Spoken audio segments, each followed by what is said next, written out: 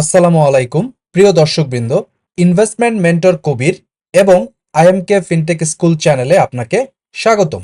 এই চ্যানেল দুটিতে আমি এবং আমার টিম মেম্বার্সরা আপনাদের জন্য নিয়মিত লার্নিং ভিডিও বানিয়ে থাকি। আসুন একসাথে স্মার্ট ইনভেস্টর হওয়ার চেষ্টা করি। যদি নতুন হয়ে থাকেন তাহলে এখনই চ্যানেল দুটিকে সাবস্ক্রাইব করুন এবং আমাদের সাথেই থাকুন।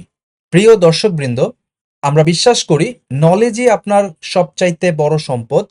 শেয়ার বাজারে সাফল্য ভাগ্য বা ঝুঁকিপূর্ণ জোয়ার উপর নির্ভর করে না, এটি নির্ভর করে একটি সুস্পষ্ট নলেজ বেসড স্ট্র্যাটেজি এবং সাইকোলজিক্যাল ডিসিপ্লিনের উপর। তাই আমাদের চ্যানেলের পক্ষ থেকে মোমেন্টাম ট্রেডিং এবং ইনভেস্টিং এর উপর 1-to-1 মেন্টরশিপ প্রোগ্রাম আমরা চালু করেছি।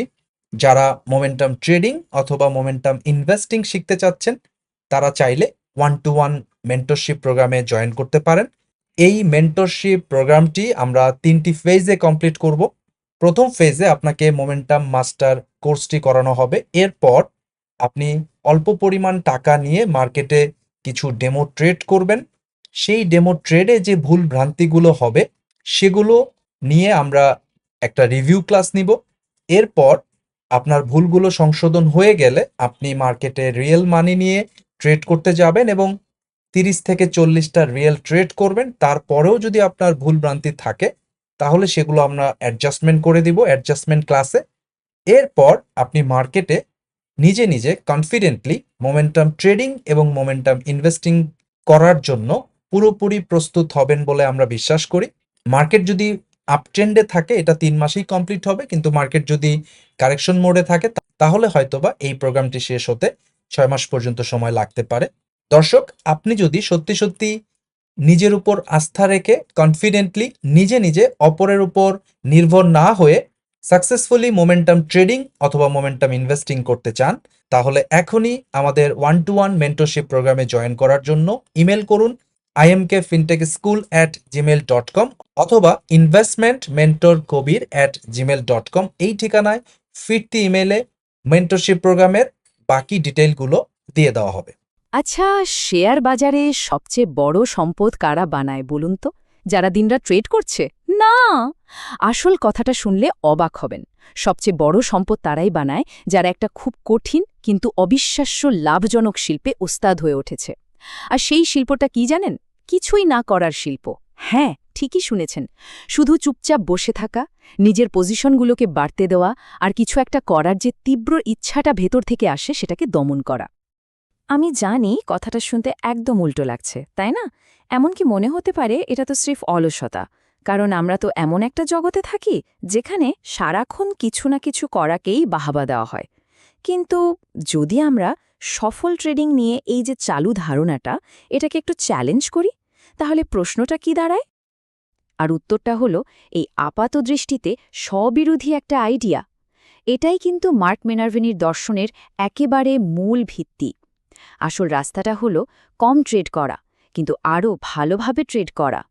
আর যখন একটা সঠিক পজিশন পাওয়া যায় তখন শুধু স্থির হয়ে বসে থাকার মতো ইস্পাত কঠিন শৃঙ্খলাটা ধরে রাখা। তো চলুন এই ব্যাপারটা নিয়ে একটু গভীরে ঢোকা যাক। দেখুন, আমাদের চারপাশের সংস্কৃতি, বিশেষ করে ট্রেডিং ইন্ডাস্ট্রি, সারাক্ষণই কিন্তু বেশি বেশি কাজ করার জয়গান গায়। আমাদের মাথায় এমনভাবে ঢুকিয়ে দেওয়া হয়েছে যে টাকা কামাতে হলে সারাক্ষণ ব্যস্ত থাকতে হবে, কিছু না কিছু করতেই হবে। এই যে এত চাপ, এগুলোর কারণে ট্রেডারদের মনে হয় ধৈর্য ধরে বসে থাকার চেয়ে সবসময় ট্রেড করাই বুঝি ভালো। মেসেজটা খুব পরিষ্কার, ক্রমাগত ট্রেড না করলে সুযোগ হাতছাড়া হয়ে যাচ্ছে। কিন্তু কি হবে যদি এই পর্যন্ত যা যা শেখানো হয়েছে তার সব কিছুই আসলে পুরোপুরি ভুল হয়? চলুন এবার মার্ক মিনারভিনির নিজের গল্পটা শোনা যাক, বিশেষ করে মার্কেটে তার শুরুর দিকে সেই হতাশাজনক অভিজ্ঞতাগুলো। দেখুন, তিনি কিন্তু কোনো বই পড়া তত্ত্ব বা একাডেমিক জ্ঞান থেকে কথা বলেন না। তিনি যা বলেন তা বলেন তার নিজের কষ্টকর এবং অনেক দামি ব্যক্তিগত অভিজ্ঞতা থেকে। তার মানে মূল ব্যাপারটা কি দাঁড়ালো? বেশিরভাগ ট্রেডারের জন্য আসল বাধাটা কিন্তু বাইরের কোনো কারণ নয়। বাধাটা হলো তাদের ভেতরের মনস্তত্ত্ব। আসল শত্রু তো আমাদের নিজেদের মন, যা ঠিক সেই সময়টাতে শান্ত থাকতে পারে না, যখন শান্ত থাকাটাই সবচেয়ে জরুরি। আর মিনারভিনি ঠিক এই কষ্টদায়ক চক্রের মধ্যে আটকে পড়েছিলেন। ভাবুন একবার, ঘন্টার পর ঘন্টা খেটে একটা দারুণ স্টক খুঁজে বের করলেন, একদম সঠিক সময়ে কিনলেন, কিন্তু সামান্য একটু লাভ দেখেই বেচে দিলেন। আর তারপর সেই স্টকটাই চোখের সামনে রকেটের মতো ছুটল, যেটা হয়তো তার পুরো আর্থিক জীবনটাই বদলে দিতে পারত। মিনারভিনির জীবনে আসল টার্নিং পয়েন্টটা এলো ঠিক তখনই, যখন তিনি আবেগের বশে ট্রেড করাটা পুরোপুরি বন্ধ করে দিলেন আর শুরু করলেন ডেটা নির্ভর ঐতিহাসিক বিশ্লেষণ। তিনি ঠিক করলেন কয়েক দশকের বাজারের ইতিহাস ঘেঁটে প্রত্যেকটা বড় সফল স্টককে একেবারে চিরে দেখবেন। তিনি শুরু করলেন 60-এর দশকের জেরক্স দিয়ে, তারপর 70-80-র দশকের ওয়ালমার্ট, 90-এর দশকের মাইক্রোসফট, আর এখনকার যুগের অ্যাপেল, নেটফ্লিক্স, টেসলা, এই সব স্টক নিয়ে চলল তার গবেষণা। ভাবুন তো, এগুলো তো সেই সব স্টক যেগুলো তাদের মালিকদের জন্য প্রজন্মের পর প্রজন্ম ধরে সম্পদ তৈরি করে দিয়েছে। আর এই গভীর গবেষণা থেকে তিনি একটা অসাধারণ সত্য আবিষ্কার করলেন, আর সেটা হলো জীবন বদলে দেওয়ার মতো রিটার্ন কিন্তু রাতারাতি আসে না। এই যে বিশাল লাভ দেওয়ার স্টকগুলো, এগুলো 500% রিটার্ন দিতে কয়েক মাস, এমনকি কখনো কখনো 1 বছরেরও বেশি সময় নিয়ে নেয়। এই উপলব্ধিটা মিনারভিনিকে একটা মৌলিক প্রশ্নের সামনে এনে দাঁড় করালো, আর এই প্রশ্নটাই তার পুরো ট্রেডিং দর্শনকে নতুন করে গড়ে দিল। প্রশ্নটা ছিল, কি হবে যদি প্রতিদিন বা প্রতি সপ্তাহে টাকা কামানোর চেষ্টা না করে আসল লক্ষ্যটা হয় হাতে গোনা কয়েকটা সেরা স্টক খুঁজে বের করা, আর তারপর সেগুলোকে লম্বা সময় ধরে রাখা। এরপরই মিনারভিনি তার গবেষণার উপর ভিত্তি করে একটা দারুণ কার্যকরী সিস্টেম্যাটিক কৌশল তৈরি করলেন। তিনি ঠিক করলেন বছরে 50টা বা 100টা স্টকে ট্রেড করার চেষ্টা তিনি আর করবেন না, বরং তিনি মাত্র 5 থেকে 10টা সেরা স্টকের উপর ফোকাস করবেন এবং তার মূলধনটা সেখানেই কেন্দ্রীভূত করবেন। আর এই পদ্ধতির শক্তি যে কতটা, তার প্রমাণ হল তার অবিশ্বাস্য পারফরম্যান্স। ভাবা যায়, তিনি যখন 155% রিটার্ন নিয়ে ইউএস ইনভেস্টিং চ্যাম্পিয়নশিপ জিতলেন, তখন তার সবচেয়ে বড় লাভগুলো এসেছিল মাত্র কয়েকটা পজিশন থেকে, যেগুলো তিনি মাসের পর মাস ধরে রেখেছিলেন। তাহলে প্রশ্ন আসতেই পারে, তিনি এটা করেন কিভাবে? কোনো জাদু দিয়ে? একদমই না, বরং একটা খুব কঠোর নিয়মের সিস্টেমের মাধ্যমে। আর সেই সিস্টেমের গোড়াতেই আছে স্টেজ 2 স্টকের ধারণাটা।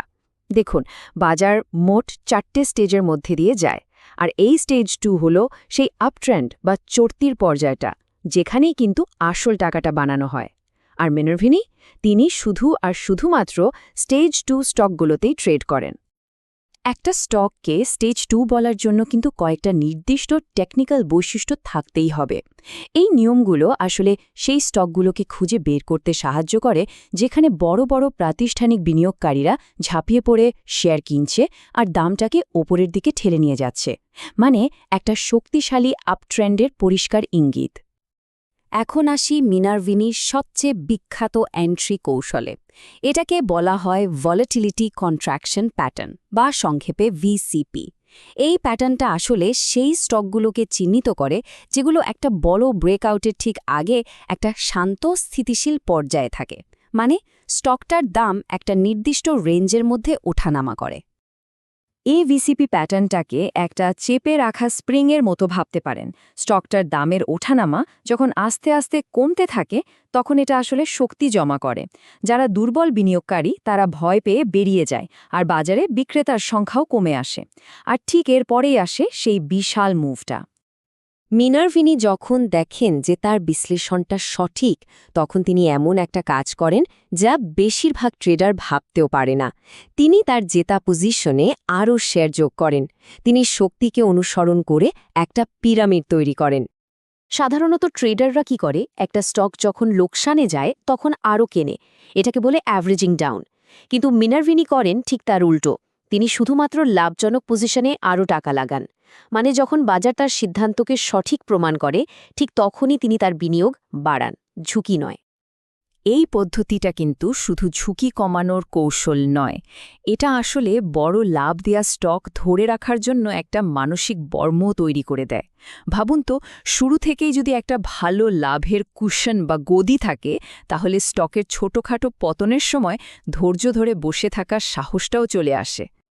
চলুন ট্রেডার এ আর ট্রেডার বি এর এই গল্পটা একবার দেখি। ট্রেডার এ মিনারভিনির পদ্ধতি মেনে ঠিক সময়ে কিনে একটা লাভের কুশন তৈরি করে নিল। ফলে যখন একটা স্বাভাবিক পতন এলো, সে শান্ত থাকতে পারল। আর অন্যদিকে ট্রেডার বি, সে সুযোগ হারানোর ভয়ে অনেক দেরিতে কিনল, আর সামান্য একটু দাম কমতেই ভয়ে আতঙ্কে বিক্রি করে দিল। ফলাফল, সে পুরো বড় মুভটাই মিস করল। তাহলে প্রশ্ন হলো, একটা স্টক কখন ধরে রাখতে হবে? উত্তরটা হলো, যখন স্টকটা একটা স্বাস্থ্যকর আপট্রেন্ডে থাকে। এর লক্ষণ কি? স্টকটা বেশি ভলিউমের সাথে ওপরে উঠবে আর কম ভলিউমে সামান্য নামবে। যতক্ষণ পর্যন্ত স্টকটা এই চরিত্র বজায় রাখছে আর ক্রমাগত হায়ার হাই আর হায়ার লো তৈরি করছে, ততক্ষণ স্থির হয়ে বসে থাকতে হবে। কিন্তু যখনই স্টকের চরিত্রে কোনো বড় পরিবর্তন আসে, ধরুন বিশাল ভলিউমের সাথে হঠাৎ একটা অস্বাভাবিক পতন, তখনই বুঝতে হবে এটা একটা বিপদ সংকেত। আর বাজার যখন এমন কোনো সিগন্যাল দেয়, তখন তাকে সম্মান করতেই হবে। ঠিক তখনই সময় লাভটাকে পকেটে ভরার আর পরবর্তী সুযোগের জন্য অপেক্ষা করার। দেখুন, মিনারভিনির সিস্টেমের সৌন্দর্যটা হলো, এটা খুব স্বচ্ছ এবং যে কেউ শিখতে পারে। এটা কোনো জাদু নয়, বরং একটা শৃঙ্খলাবদ্ধ সিস্টেম্যাটিক প্রক্রিয়া। শেষ পর্যন্ত এই পুরো আলোচনাটা আমাদের সবাইকে একটা মৌলিক প্রশ্নের সামনে এনে দাঁড় করায়। একটু ভেবে দেখলে হয় না যে সাফল্যের পথে সবচেয়ে বড় বাধাটা কি আসলে আমাদের এই ক্রমাগত কিছু না কিছু করার তাগিদ? প্রিয় দর্শকবৃন্দ, আমরা বিশ্বাস করি ক্যাপিটাল মার্কেটে সাকসেস পাওয়ার জন্য জানার বা জ্ঞান অর্জনের বিকল্প কোনো পদ্ধতি নেই। তাই আমাদের চ্যানেলের পক্ষ থেকে আমরা 2টি কোর্স অফার করছি। Essentials of stock investing and trading নামে বেসিক টু ইন্টারমিডিয়েট লেভেলের একটা কোর্স আমরা অফার করছি। এই কোর্সে আপনি বেসিক টু ইন্টারমিডিয়েট লেভেলের ফান্ডামেন্টাল এবং টেকনিক্যাল অ্যানালাইসিস জানতে পারবেন। যারা একেবারেই নতুন, তাদের জন্য আমরা এই কোর্সটি রেকমেন্ড করি। এছাড়াও মাস্টার দ্য মার্কেট নামে আমাদের অ্যাডভান্স লেভেলের আরেকটি কোর্স আছে। যারা বেসিক টু ইন্টারমিডিয়েট লেভেলের স্টক ইনভেস্টিং এবং ট্রেডিং অর্থাৎ ফান্ডামেন্টাল বা টেকনিক্যাল সম্পর্কে জানেন, তারা চাইলে অ্যাডভান্স লেভেলের মাস্টার দ্য মার্কেট কোর্সে জয়েন করতে পারেন। প্রতি শুক্রবার রাত 8:30 আমাদের নতুন ব্যাচ চালু হয়। আমরা বিশ্বাস করি সাকসেসফুল ইনভেস্টর এবং ট্রেডার হওয়ার জার্নিতে আমরা অবশ্যই আপনাকে হেল্প করতে পারবো। আপনার যদি শিখার ব্যাপারে পজিটিভ মাইন্ডসেট থাকে, তাহলে আমাদেরকে ইমেল করুন investmentmentorkobir@gmail.com অথবা imkfintechschool@gmail.com। এই ঠিকানায় ফিরতি ইমেইলে কোর্সের ডিটেল আউটলাইনটা আপনি পেয়ে যাবেন।